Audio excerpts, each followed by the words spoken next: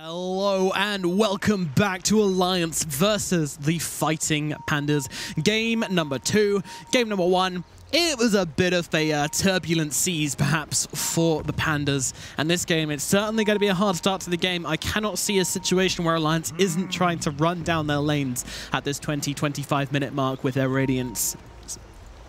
Yeah, this Alchemist could very well run away with this game. Moon Meander's on the 3 Magnus, so it is a 4 clockwork for snaking. And three Magnus, we saw Xiaoyu of Vici Gaming do reasonably well with it. Yesterday, I was going to say the other day. It feels like we've been going on for a while. Yeah. It's yesterday. Snaking just plowing into 33 right now. I don't know if it's still the case, but there was definitely a time where Battery Assault was the highest damage spell out of any spell in Dota from level 1. Yeah, I think it still is. Like the Rocket Barrage used to be pretty close, but that got several nerfs. Yep, thank God. And despite them having an Alchemist in their team, no, they still do get both of them. No one came for the bottom one. So, yep, 2 for 2, making it nice and even this time around. Of course, last game, Fighting Pandas managed to get a couple more, but now it is nice and even. So, Brian in this middle lane up against the Razor. That is going to be a tough cookie to chew. We'll see how he does, but something tells me this is not going to be too much trouble for Limp to run over this lane. Yeah. How much can he get done after the lane, I think, is going to be the biggest question. Yeah, you can see Bryle already has Salve boots queued up. He knows what he needs to do against this Razor. You can fall back into the jungle as the Kunkka and basically wait for Razor just to push wave under your tower, clear it, and then fall back to medium camp reasonably safely, because Razor can't really chase you out of the lane. He can only chase you on the lane if he wants to keep his farm going. Absolutely. We can also potentially see Bryle wave cutting, manipulating creep waves like that. When you're in an unfavorable matchup, you just need to find little weaselly ways to keep your gold and experience up. And with the creep wave under tower, we'll see how he can CS. It's often very tricky to CS with a Spectre early on, so this pull is going to affect him. Limp as well, dropping very low in this mid lane to the Kunkka. Making good use of that Tidebringer. Maybe catching him with a Torrent or 2. Yeah, 33 is just going to try and give Envy as miserable a time as possible. That is his goal. Slow down the Spec. Sit behind that tower. Force the Spectre to last hit under hers. And Hanskin doing some pretty nice work just dragging creep waves around. And bottom lane is being pushed in pretty hard by Nico Baby and Fata. Moon Meander takes the brunt of the damage with that Liquid Fire and Dual Breath from the Jakiro. No jungle camps to work with, though. One of them sentryed up. The other one, I guess, was body blocked by someone. There's Clockwork. Look at him body blocking that large camp again. Yeah, he's being a cheeky boy, just sticking his head in there. Snaking, getting to work. That's really nice. It's like imperative that Jakiro can drag this wave back so Alk can keep on farming. He doesn't want to be under that tower, but look at the damage bottom they're doing. Snaking's nearly dead. He's a goner. He's out of there. Goodbye, Clockwork. Alliance draw first blood in the bottom lane onto the clock.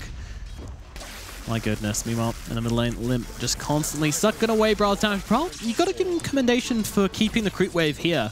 He's managing to bring it quite close to his tower, so he's able to get away. Unfortunately, he still doesn't have any damage, so it's awkward. But that's a nice, pretty nice torrent. He's just blocking him up, waiting for his damage to come back. It's a fairly good job Bryle is doing, just forcing Limp to take a little bit of extra damage and forcing out another style. But 33's in trouble right now. He's got a Maledict on him. I don't think he's surviving this one, as Snaking runs him down with the help of Aoi 2000. Another look over towards Hanskin as well. If Snaking can close the gap, they might be able to grab him, but he doesn't have cogs. He's got the Rocket Flare instead, so it looks like Hanskin should be making it out okay. Oh, no. Well, yeah. Well, no, yeah. Oh, run. Yep, under the towers, under the trees. Out of there he gets. 33 will save him. Had my doubts. Should have believed. I thought he was dead as well. Rocket Flare level 2 from the Clockwork. It's an interesting decision. Gives him extra damage, but unfortunately couldn't trap the Wyvern inside the cage. So bot lane, Fata has managed to deward and reclaim control over his large camp. Oh, top lane is in trouble again. 3-3 is being chased down. Jakiro will be here to back him up, and now AUI, the tables, they have turned. Oh dear, he's getting run down by 33. Alliance get revenge up in this top lane. But yeah, bot lane Fata, he's taking back control. He's stacking, he's pulling, and he's able to keep Nico Baby happy under his tier 1 now for that free farm lane for the Alchemist. Could we see a CS, perhaps? Thank you very much. Love you, Scriff. 22-1 as Nico Baby having an excellent time down here. And 22-1 as well on the Magnus, actually. They're both CSing really well. Uh-oh. Nico, he's going to be okay. Yeah, 8 charges on the wand. Doesn't even need to pop it. A little sticky. Yeah, so they show 3 heroes top, Fata, Hanskin, and 3-3. They bring Envy down to about 200 HP. King onto Limp right now. Limp gets X marks as well. Going to throw him back into the torrent, and this should be a kill in the middle lane. Bryle going to be very, very grateful to Snaking for that rotation, helping him recover this lane a little bit. And he hasn't even done that badly. I mean, the denies, okay, that's pretty sore, but he's managed to get much more than I would have thought out of this lane. So full credit to Bryle here. He's doing a great job. Yeah, boots first, run away, don't let the static link trail you. And the fact that Limp has Bassi plus Wraithband, no boots on him, means Bryle can do this. Oh, no. All right, that's 80 damage. That one's a little bit bitter. I'm going to just go and walk around with no damage for a bit. Farm some jungle. Meanwhile, Bounty Runes, Alliance only grabbing one with the... okay. Yeah, Alliance only grabbing one with their Alchemist on their team. That's always a little bit sour grapes, but... Snaking, what are you up to, buddy? He's just tanking. He's just tanking it all. Hit me, boys. I'm a sponge today. He's dragged the catapult wave, so this push, it's not going to come to fruition as Alliance may have wanted. With all these heroes top, they've now dragged the catapult into the large camp just to try and clear through it. So Nico Baby's now matching up Alchemist versus Spectre in this lane, which leaves 3-3 up against the Magnus down bottom, which looks like 3-3 is not particularly happy with. I love that the clock was helping the Kunkka CS because he had no damage. So he's just getting them low for him and allowing him the last hit. What a nice guy. Snaking is just lovely through and through. You ever talk to Snaking? He's a little cutie pie. Both in-game and out. Well, he's trying to find a rotation onto Limb, but there is somebody else here to back him up, and that person is Vada. But they bring in one extra person here on the fighting Pandas, dragging him back into the torrent. He's losing his health very quickly. Limp might go down, pops a Fairy Fire, trying to keep himself alive. Snaking will finish the job, but at the cost of his own life. Owie also looking pretty unhealthy, but they don't chase him down the river. They'll settle with one kill onto Snaking, which does make it a 1-for-1 trade, but a very beneficial one to the fighting Pandas. Super good for them. That's Limp dying, a couple of times in reasonably quick succession. Kunkka now, net worth-wise, he's second place. 600 ahead of the Razor in an unfavorable matchup, coming out of it on top. Well, thanks to this Clockwork making some really nice rotations in. It is dreamy. And Magnus is just free-farming bottom lane. 3-3's farming jungle, coming back into clear wave when it's near his tower, but he's not really contesting Magnus at all. So 2,700 net worth on this Moon Meander Mag with double bracer, and Tread's nearly done now. He's a tanky beast. I love it when axes don't have blinks. They just run into lane, and he gets a 2-man taunt off, but with Owie here as well, I'm fairly sure this spells the end of 33. Snaking does get low, but not quite low enough. I love it, though. Just sprinting into lane, 3 heroes chasing him, sprints at them, gets the call off. Fight me, cowards. There was a chance for a Culling Blade there, but Snaking very nicely dips into the trees to get out of line of sight. And for the most part, it looks like Eternal Envy is doing exceptionally well top, even 1 versus 2. Just dragging way back under his tower. He really is, actually. But then he just pales in comparison to what his Alchemist has. Nico Baby is an absolute machine. Going to be a Nico man soon. Phase Wand, Soul Ring, so the mana issues that Lacoste and I were talking about on panel now pretty much mitigated, if not neutered completely. Alk should be able to self-sustain now. AUI's Witch Doctor spotted out. Double Observer Ward in that region. Oh dear, he's crushed, but the turnaround's coming in quickly here. He doesn't have the Static Link to get off this Kunkka's damage. Snaking, though, gets a 2-man cogs, but realizing that he probably needs to get out of this one as Bryle trying to chase from behind, but there's nothing much he can do now. Snaking will get dropped. Limp will live as well. A pretty good scenario for Alliance there in the middle lane. Yeah, the 2-man cogs actually hurts him. The nice movement from Fata to actually sit on the face of the Razor to make sure that Battery Assault or whatever damage coming his way was spread across the 2 of them, keeping Limp alive and allows him to Shrine. Keep his tempo up, because Razor, very much a tempo hero, struggling a little bit when you look at the metrics. Net worth-wise, what, 5th place?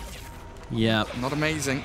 Yeah, the Alchemist is absolutely prospering, flourishing, but the Razor this time is certainly not. Man, I'm so impressed with Bryle, actually. I know this guy's a good laner, but man, this is really impressive to come out ahead. And credit to the whole team as well for making this happen, but that bottom lane, 33, could be in trouble again here with that call coming out. Fada trying to slow them down, throwing down the Macpa, throwing down a lot of damage onto Snaking, actually. Snaking might drop. Owie as well, also in some trouble. 33 is not going to die. Fighting Pandas will lose 2. Not bringing enough. So perfect for Alliance, right? We're talking about the Razor, the Axe looking a little bit worse for wear.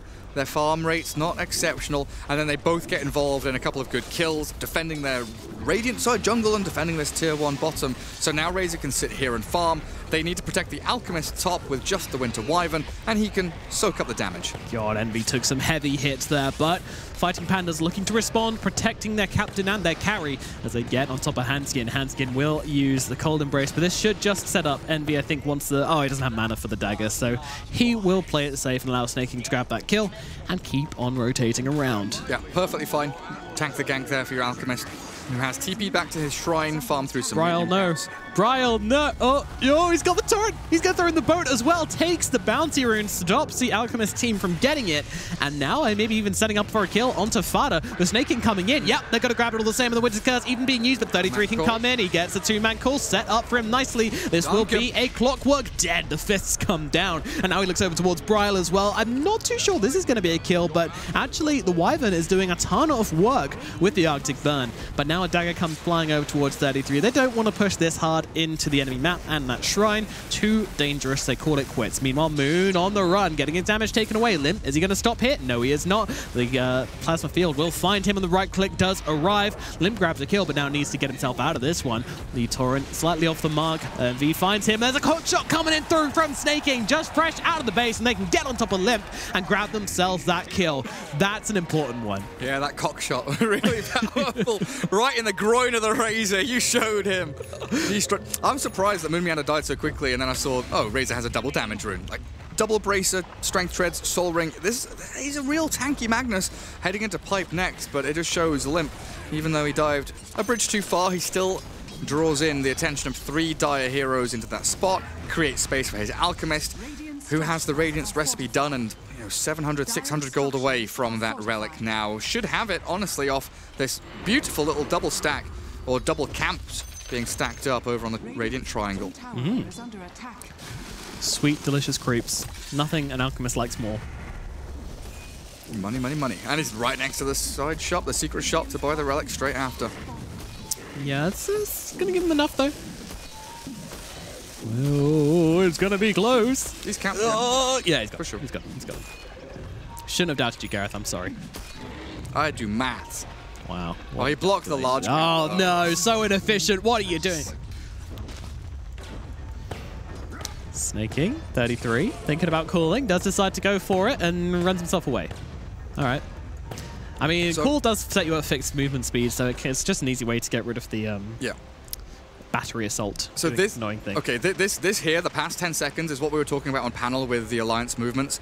Fata is mid, holding out on tier 1, making sure that wave is pushed out. Limp was bottom, pushing 1 extra wave, but they had this daisy chain of 2 heroes top, 1 hero triangle. Limp TPs to the triangle, and then they are 4 heroes all linked up next to each other, still farming jungle, still getting efficient money coming into them, but pressuring an objective together. They can theoretically go into the enemy jungle to fight, but they can also come back and defend tier 1 mid. Oh, Fada, no. Fada, no. Not like this. All these heroes coming around it. But a great Winter's Curse. 33 is coming in. He's going to get the easy 3-man call. Envy in a whole load of trouble right now, but he's not dropping that quickly. My man's pretty healthy, getting himself back, but the burns, he's gone. Envy, he gets burned alive by Alliance, and now FP, there's not much left for them here. Owie turns around for the 2-man, just trying to be as annoying as possible for his inevitable death, but the fists will come down upon his head, crushing his skull and putting an end to his life. Meanwhile, Bryle, he's got Nico Baby on top of him right now. He's super dead.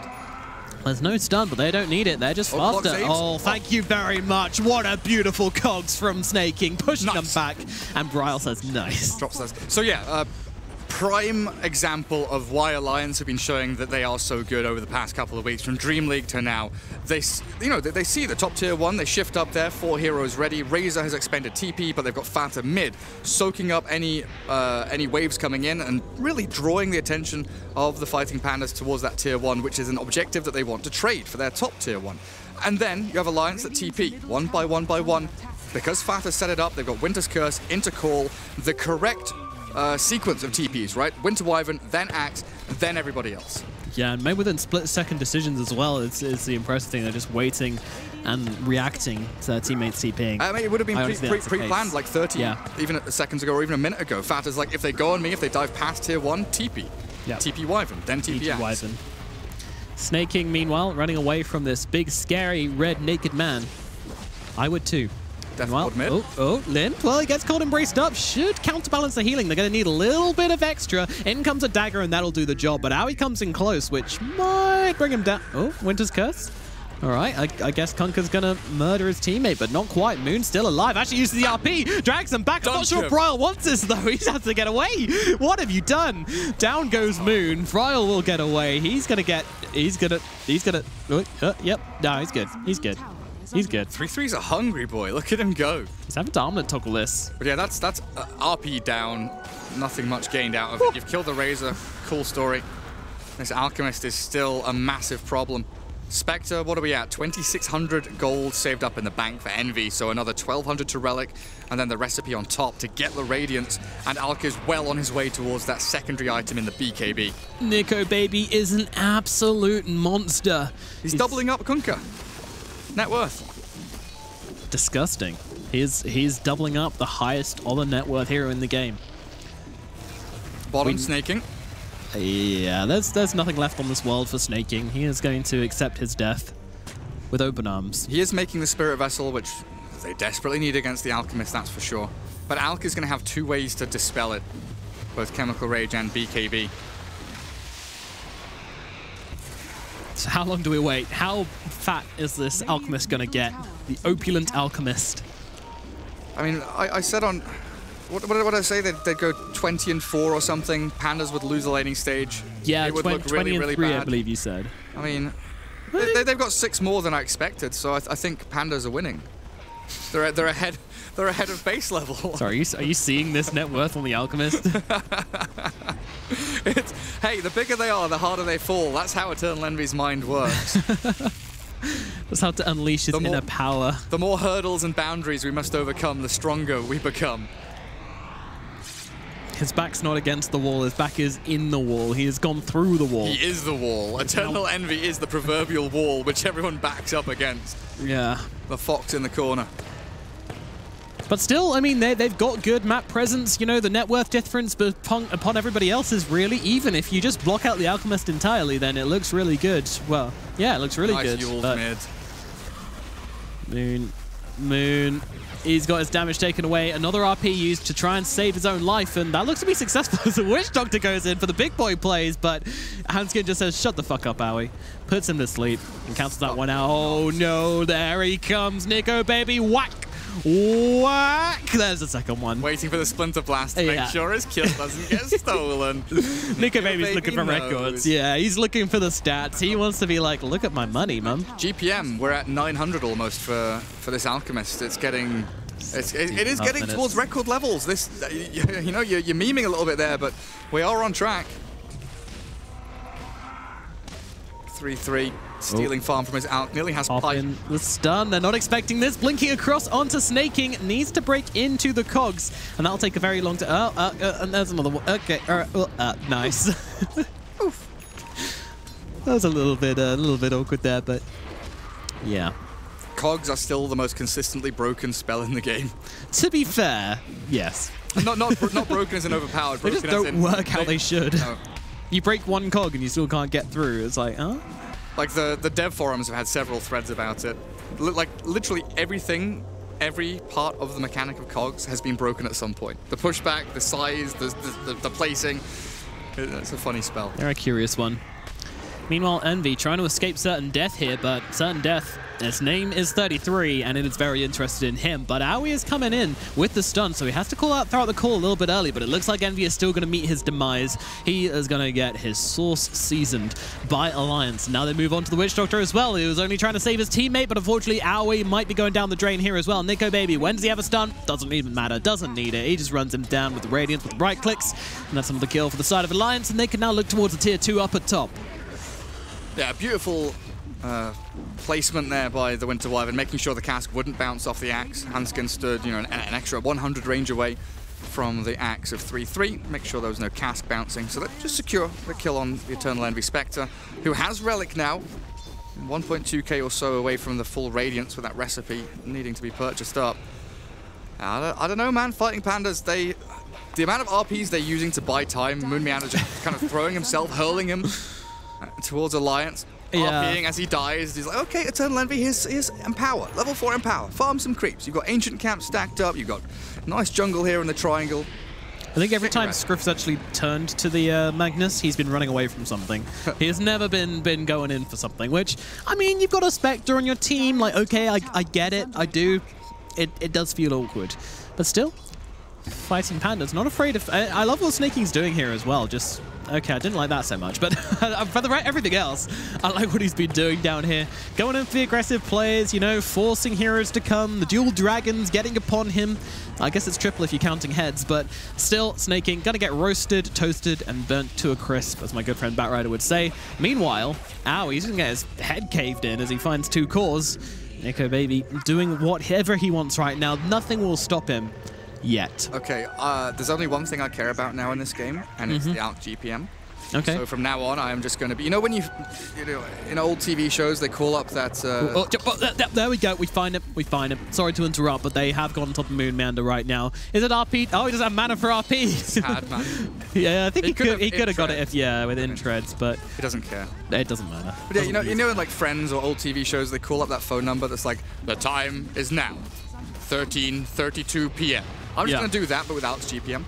What do you mean it's TV programs? That happened in real life. Really? That was a thing. Yeah. Oh, no, I know to bring up for the time. I'm saying now people don't use telephones and... Yeah. Like, you have a phone. Like, do you not have a phone? We have enough clocks, you're right. This is looking pretty bad right now, though. They've managed to find the Kunkka. Kunkka is a hero who's a little bit more value than the Witch Doctor and the Clock, but they're going to find him just as easily. Bryle brought down, reduced to dust. Alliance now looking for this tier 1 at bottom. Their least value tower. Always the same. It's always tier 2 top, tier 2 mid. Now go, fine, we'll take the bloody tier 1 at bottom. Alchemist GPM is now 980. Thank you, auto GPM. 978. Thank you. All right, we'll call you when we need you. All right, just stay quiet. We'll have an announcement when it gets to 1,000, please.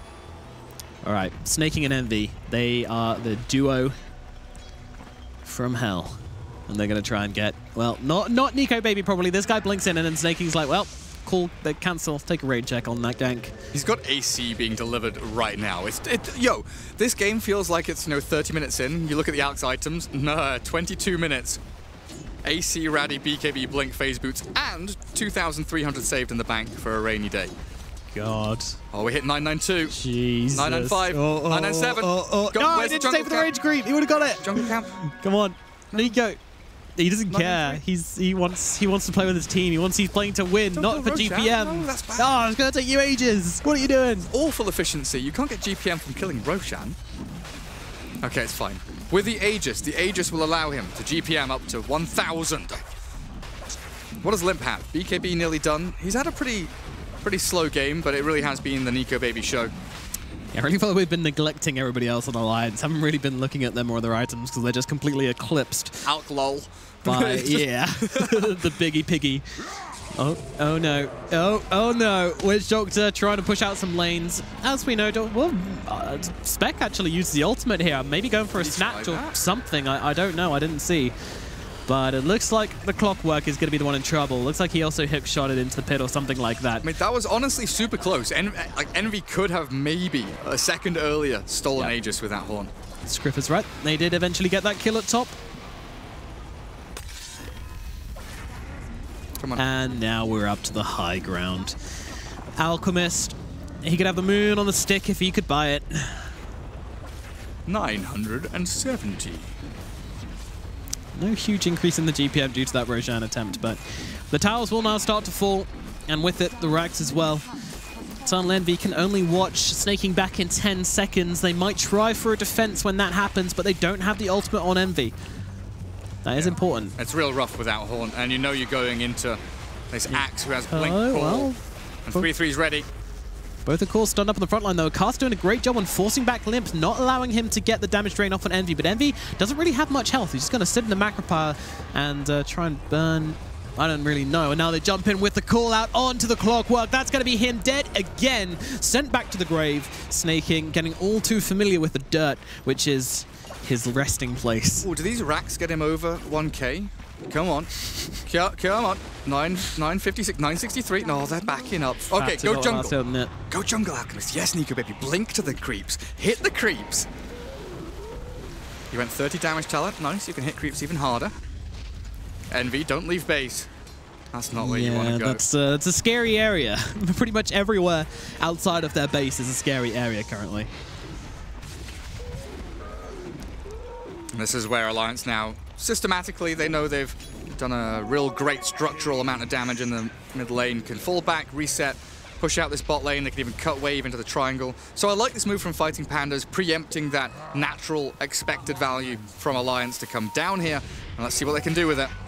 Well, he's going to get a bounty rune, so already profiting from this rollout, and now they actually see Limp up here. They're going to throw down the RP just as the BKB comes up, and Nico Baby coming straight back onto the backlines here, trying to bring down Snaking, should be able to do so, but no changes his target, going back in towards the middle of the fight as everybody's being dragged back into the taunt. 33 though, looking low, but Nico Baby is healthy as hell, brings down Envy, looking towards Moon Meander now as well as he charges up that, and the Horde on the backlines. Howie might be a target here. They're just trying to get himself away. Limp on the run. The hookshot comes through from Snaking. Maybe they can get this guy as they will be able to finish him off, but Limp, no! He's alive! Dagger. He lived through it! Everybody's coming! They want to finish this off, and they should be able to do so. Howie will grab that one, and Nico Baby just watching from the high ground like a bit of a weirdo. But still, Limp will fall. And that is 4 heroes dead on the side of Alliance. Envy with the buyback horn in turns the fight back in their favor. Let's go, Envy. Let's go. This is the turning point. This is Envy knowing he has Spectre, knowing he's got Radiant's Horn if he buys back. My goodness. Although Bryle probably making some mistakes here as he gets called out solo by Nico Baby. 1,000, 1,000! There we go. He hits it and back down again. But yeah, another creep wave. Yeah, he's good. He's good. The cleave talent as well. Going to help out his farming immensely, as if he needed it. That's one of the weirdest talents on Alchemist. Like, you do generally go for it, but I mean, it just doesn't need it. That's my biggest thing with Alchemist, is why are his talents so bloody good? They're all right. All right. He has 2 attack speed talents and basically 2 damage talents. Insane. And now a double damage. Dear God, help me. And an abyssal. Moon Meander. Yeah. Oh no. Oh no, he's going to get off the... Oh, he's going to die to battle hunger. Oh no. No. The pipe saved him. Oh no. Oh, that's brave. That's brave. But Nico Baby jumps past, but there's a Yules just to make sure. They really want to make sure they bring down Moon. That is their RP. Not that it's on cooldown anyway, but still. It's just nice to get kills, Gareth. Man. When your Alk is double the GPM of the Kunkka, like it's literally 500 against 1,000. Oh God. Oh.